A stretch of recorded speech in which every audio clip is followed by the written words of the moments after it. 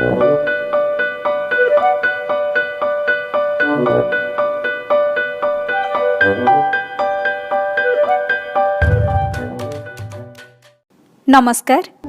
कविता अन्वेषणर प्रथम अध्याय समस्त साहित्य प्रेमी मानक स्वागत करुछि मु मामाली।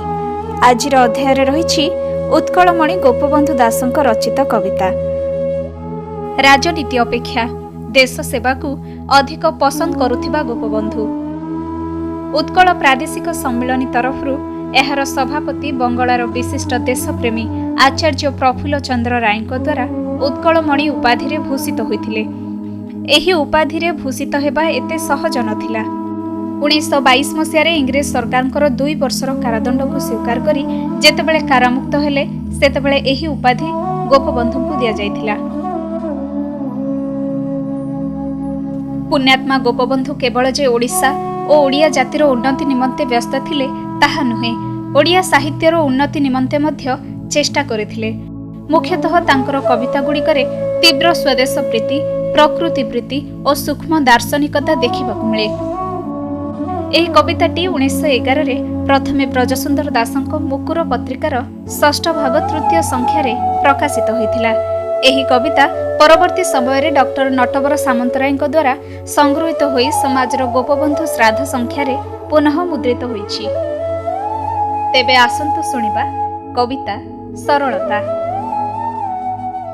आस सरलता कोमल भासिणी, नदी बनगिरी निभृत बासिनी, उदार उज्ज्वल आलोक पिहिता, प्रकृतिर चारु प्रथम दुहिता।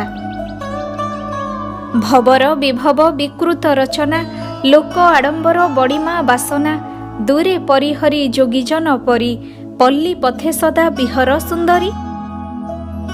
सत्य सहोदरी प्रिय सहचरी, हेचिर कुमारी शुद्ध दिगंबरी, तब पासे हसे निरते विकासे, फूल राजी बने तारका आकाशे। नाही तोर भय न हुए संशय, नाही तोर भय न हुए संशय, सहजे सकले देउ परिचय, सरलता तोर मधुर मूरति, जनमाए विश्व पराणे पिरति।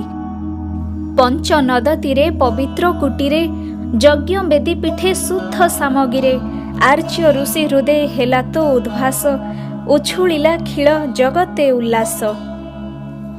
घोर बने जेबे देखी क्रौंचबद्ध, व्याकुले बाल्मीकि से अमर पद, गाइले अधीरे पुण्य सिप्रातिरे, प्रकटिलु तहि काव्य की रुचिरे।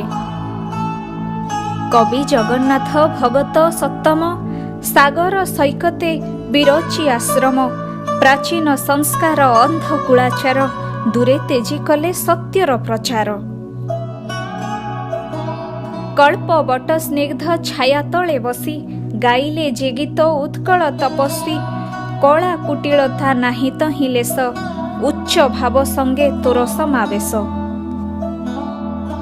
से स्वर्गीय भाव अपूर्व माधुरी, थाउ निरंतर मो अंतर परी, आस मधुमयी शांत सरलता, प्रचार मोहृद गभीर बारता, प्रचार मोहृद गभीर बारता।